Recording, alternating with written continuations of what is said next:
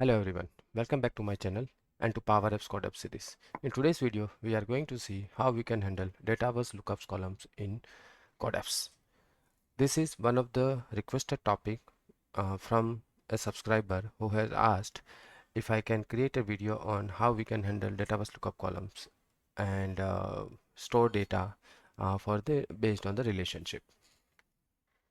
So I had two other videos on the Dataverse. One was simply getting the Dataverse data from the table, and then I also have another video where we have seen how we can basically perform a CRUD operation on simple Dataverse tables. Now consider this video as an extended one wherein we will see and explore how we can get data from the related tables in the lookup in the related data when there is a relationship between two tables, and we will also see how we can basically create the record in a table which has a lookup columns.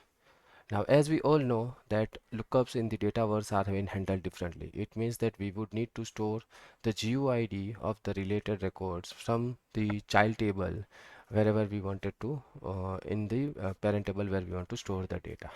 So this is going to be a real world use case, and we will see how we can basically kind of read data from the lookup fields to basically show it in the drop down, and we will also see how to create a new record with this lookup value based on the user selection. So let's get started. Okay, now first thing I wanted to highlight is that if you go to Microsoft official documentation uh, around basically Dataverse and everything, we would see a section wherein it says that currently the guidance which is provided, it directly not related to codecs, but what we would have to do is we would have to basically follow the guidance based on the web API on how to create a single value navigation property or associate records on the create, like basically handling one to many relationships. So in here you doesn't get so much of help in terms of the document as of today when this video is being recorded, but they have already said that there is an how to guide which is coming very soon. So definitely this video is going to be helpful. Now considering the scenario, right? So consider that what we have is we are going to have two master tables which basically would be lookup tables. So one we have course table wherein we have simple columns like the course name and the credits, and then we have another master table called as student. Okay, wherein we have list of the student names and email address and phone numbers. Now consider that we are doing a CRUD operation or just an operation on the enrollment table. It means enrollment table is basically where the student would come and basically enroll for a particular course. So in this case, if you think the enrollment table is our targeted table which has lookup column to student table and to the course table, and this is what we are going to see in our demo, that how we can create a scenario where we would be able to create an entry into an enrollment table and also associate the lookup field value for student and the course. And we will also see how we can get the data from the student and the course table so that we can basically populate the drop down. Because think about a scenario, right, that if you are creating a form on the enrollment table, you want the student and the course table to be basically dynamic. In real world scenario, of course, the student might be something which you might be getting it from the current logged in user, but for simplicity I wanted to show you how multiple lookup columns within the single table can be handled. But then when you create the form, you wanted to have a drop down where you wanted to allow user to select the student, you want allow user to select a particular course, and then based on that you wanted to create entry into the enrollment table. So what we will do is we will basically, I already have a demo ready and I'm going to make it as a show and tell video with the demo and explain you how the code and everything works. So if you are new to this, I would recommend you to go and watch the previous two videos around Dataverse, which is basically a basic setup of the codeps to connecting to a Dataverse table and then the CRUD operation, and then this would be an extended version to it. So I'm not going to explain in detail. I'm assuming that there you have a Power Apps Code Apps project already been created and a basic running setup through which you would be able to run the code, and then we will be seeing what we need to do on top of it. First, let me just run and show you what we have built as a part of demo, and then I will do the walkthrough so that you understand and relate the things. Okay, so the project has run successfully, and what we will do is we will see here.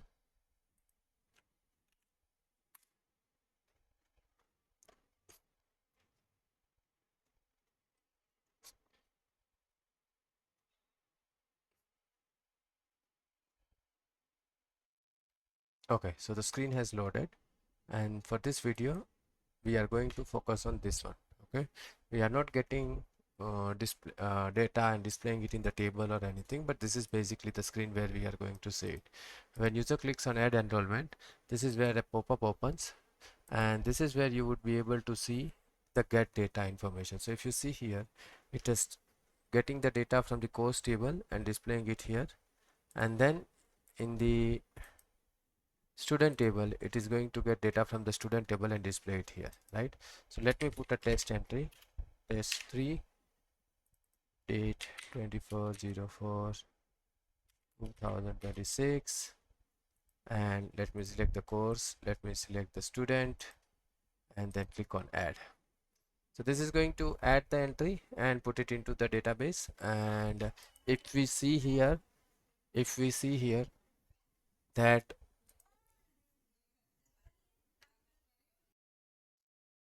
so if you see here, the entry has been created, test 3, with the lookup column being ev and the hist, the student and the course which we basically kind of selected. Now let us understand how this is built in the code.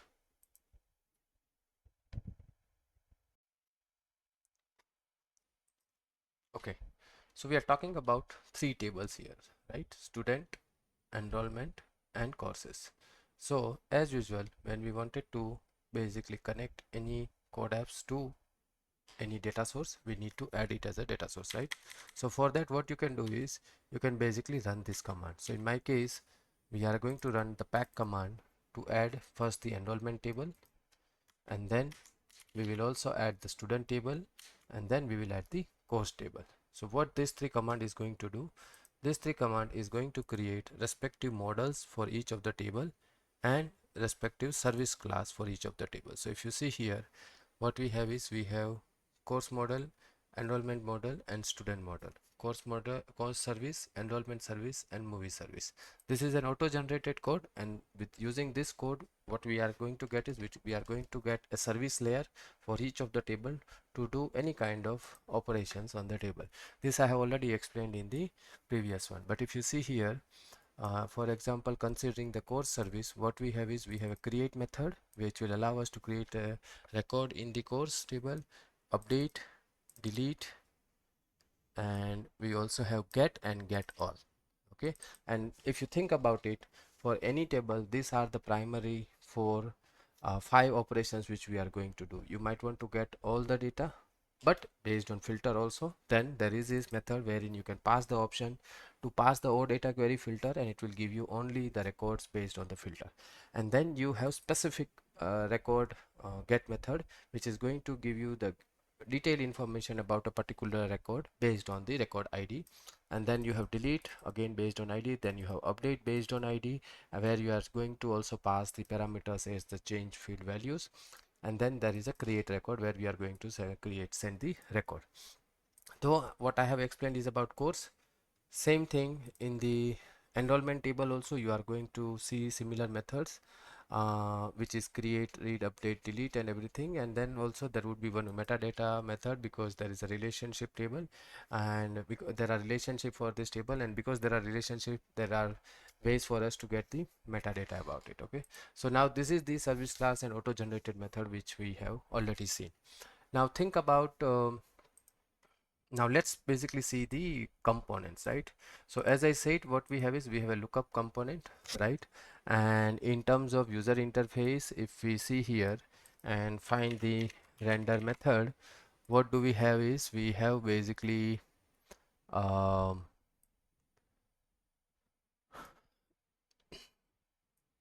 yeah, we have basically the model pop-up, okay, which is showing enrollment name, enrollment date, then the label, and then the combo box. This combo box is for course, and then we have one more combo box which is for the student. Okay, now here if you see, there are ways for us to basically uh, populate the combo box and also give ability to search it, right? But from where this data is going to come? So for that, if we go a little bit up, let's start with basically the interfaces, okay, which is going to hold the data for the form. And then there is a main method wherein we have some dialog state objects which is going to store the data, whether the dialog is open, closed, deleting ID, of course, everything, right? And then there are courses option and courses filter. Same way we would have student options and student filter. Okay, now the first thing is, as soon as the component gets loaded, right, what we need to do is we need to make sure that we are loading the courses, we are loading the students, right? So for that, these methods are available. We will also basically load the enrollments based on the current one, but in this demo that is not implemented. We are just getting data, but we are not displaying it in the table. But if you see here in the get courses, what we are doing is we are calling the service of the get course method, getting all the data, and we are selecting particular fields, and we are selecting it based on the course name as a this thing, and we are getting the data. And now then what we are doing is we are then whatever data which we got, we are basically mapping it into the result, and we are setting the course option. So now set course option is basically nothing but setting up the state object of the course state to basically fill all the pre-populated values, right? Now same way there would be students. So we again same thing, we are passing the student ID, student name in the select, so we are only getting the ID and the name of the column, and then we are setting up the student method. So this is how basically the drop down methods are being populated whenever we open the form. Okay, now another important thing to understand is, like, when you are going to save the data, what do you want to do is you have to pass the ID, course ID and the student ID, so that it is basically going to create the store the related values from both the tables, right? And for that what we have is first would be the handle save method, right? In handle save method we are just checking whether all the required fields are there or not, and whether it is an edit or the create one. If it is the create one, then what we are going to do is we are going to come down, and this else method would be called, right? And first thing is we need to create the payroll. Right now payroll means payroll load, payload means payload of the type enrollment base, and this is the method which is going to do this. Form data is going to give us all the selected values in the form, and then when you go into build payload, this is where basically the JSON object is being created. Okay, by default the name of the enrollment field and everything and date is okay. There's no this is basically simple, you just have to replace the value. Okay, but what you need to understand here is that when you have to store the lookup columns in the table, this is how it has to be, and this is actually based on the documentation also. So when I was talking about the documentation which says, right, wherein you have to basically store and call the web API, and if you see here that whenever you wanted to uh, patch basically a lookup column, what you need to do is you need to pass it with the actual relationship table name and then the ID, so that it will be doing that. And then you have to also pass the attribute name in this particular format. So in here, in this case, basically what you have is you have the account table, right? Same way in here what we have is we have the course table, which you have to specify the course ID and the o data bind at the rate, which is static, and then you are saying slash, the way there was accounts here you have the table called courses and then the course ID. So this is very important for us to understand that when creating the record in the enrollment table, what we need is we cannot just simply specify the column name, which is basically course and student. Okay, the way Dataverse and the web API understand is that you needed to have the payload and an attribute wherein it should be a column name with the ID, basically the column name and the ID, and at the rate o data bind, and then slash you have to, and then the value should be equal to the actual table name, and in the bracket you have to specify the ID. So people who understand the Dataverse, this is the very typical way of basically storing the storing or saving any lookup values in here. So this is very much important to understand, because this is where it differentiate between the other data source on how you are going to store the lookup type of fields in this here. Okay, so then the payload is been created, and once the payload is created, what you can do is you can use that payload to basically kind of directly save and put it into the database, right? And for that, once the payload is created, within the enrollment service method, which is an auto generate method, we are calling the create method, and we are passing the payload. And if the successful data is correct, then what we are doing is we are basically setting the state object and displaying it in the table as you have seen in the demo. That is what we have for today's video. So in this video, what we have learned is like how we can work with Dataverse lookup column in the code apps. We saw how the lookup fields helps to connect different tables, how to read the related values, and how to perform basically the create operation using those relationships. As I said, this is very common scenario in the real world applications, wherein data won't be stored in a single table. There would be lookups, relationship, etc. So understanding this pattern is definitely going to help you to build more practical and scalable applications within Power Apps Code Apps. So thank you for listening, and if you find this video helpful, do like to share and subscribe, and see you in the next video. Thank you.